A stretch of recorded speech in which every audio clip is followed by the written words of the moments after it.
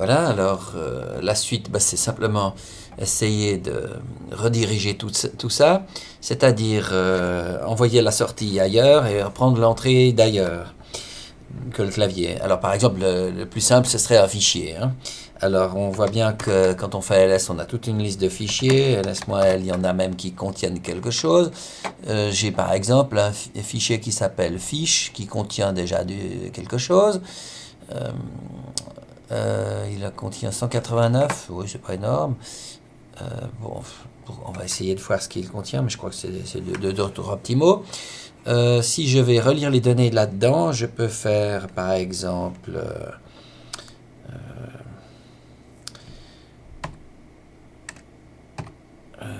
read par exemple. Read A pour une variable, n'est-ce pas? Sauf que le problème, c'est que je veux utiliser le canal qui est en fait le canal 0 d'entrée.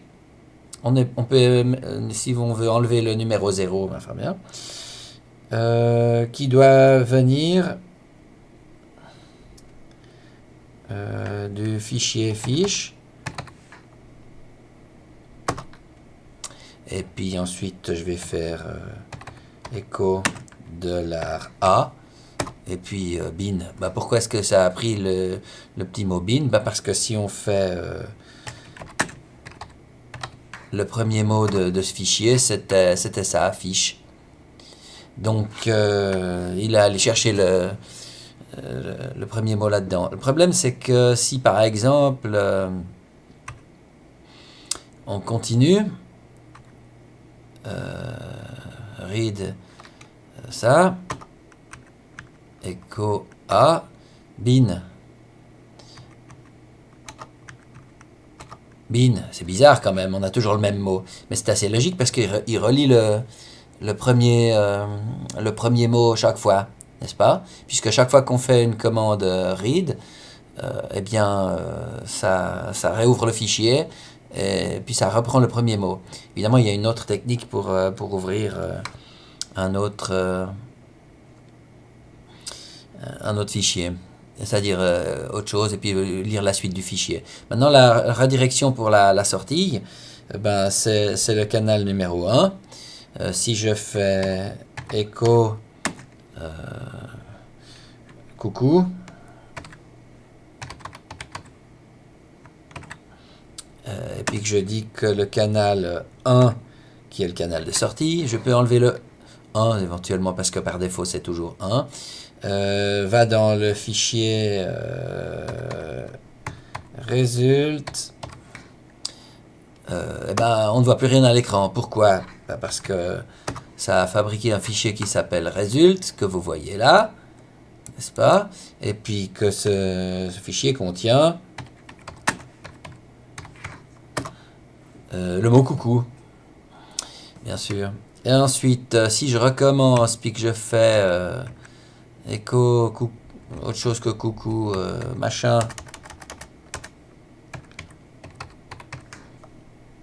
dans result, bien sûr, result contient machin. C'est pas très pratique parce que j'aimerais mettre les données à la suite. Alors on peut utiliser la redirection double, c'est-à-dire on met 2 fois plus grand que, ça signifie que je veux le mettre dans le fichier result sans effacer ce qui s'y trouve, mais mettre ceci à la suite dans le fichier. Donc du coup maintenant il y a le machin et le coucou. Puis si je remets encore une fois machin par exemple, ou bien autre chose que coucou, truc,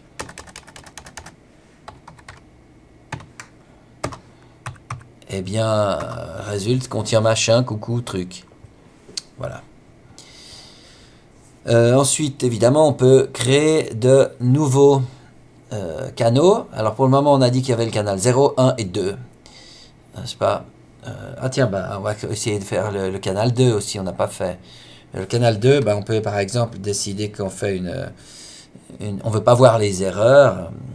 Je sais pas, le plus couramment utilisé, c'est pour détourner les erreurs, pour les envoyer ailleurs qu'à l'écran. Si je tape une commande qui veut rien dire, je veux pas voir tout ça. Surtout que si ça s'enregistre dans un fichier, il y a le message d'erreur dans un fichier. Alors on va rediriger le message d'erreur, le canal d'erreur, c'est-à-dire le canal 2, qui est un canal de sortie, dans le fichier qui s'appellerait erreur.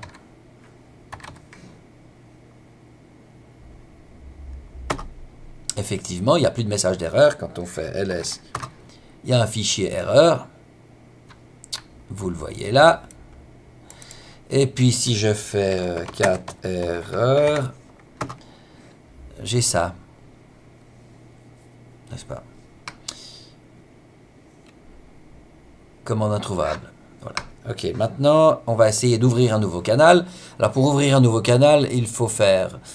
on va utiliser une commande annexe qui ne sert pas vraiment que pour ça, mais enfin c'est la commande exec.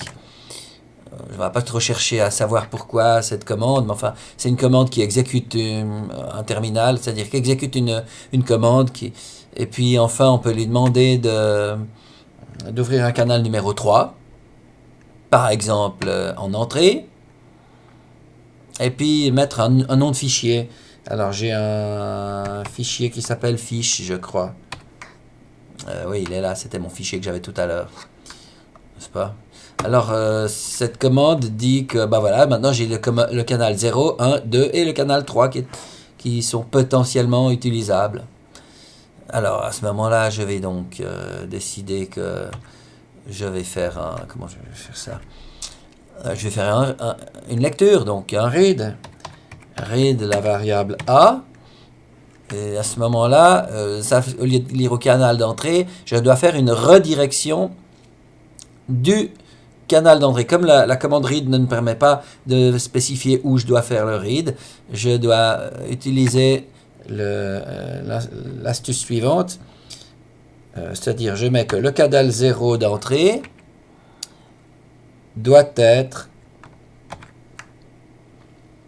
redirigé vers le canal 3, ou recopié depuis le canal 3. Si vous voulez, autrement dit, je ne lis pas dans le 0, mais dans le canal 3. D'accord? Maintenant, je peux faire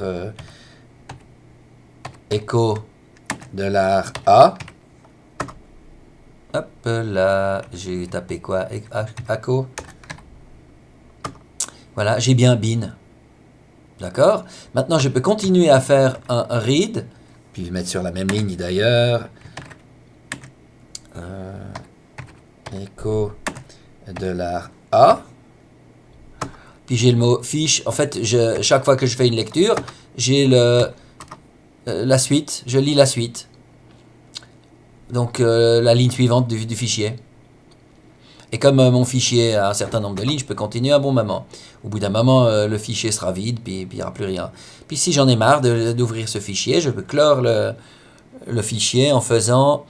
Donc clore le canal numéro 3 en lui disant exec... je dois faire ça, le canal 3 en entrée. Puis je dois mettre un petit moins. Et moins, ça signifie qu'en fait j'en ai plus besoin, je peux le clore. Donc le canal le 3 n'existant plus, je peux toujours faire un read. Il me dira que mauvais descripteur de fichier, il n'existe pas. Hein. Il n'y a pas de... ce fichier n'existe pas. Bon, après il m'affiche fichier.bash, c'est le echo qui m'a fait ça. Hein. Donc j'enlève ça.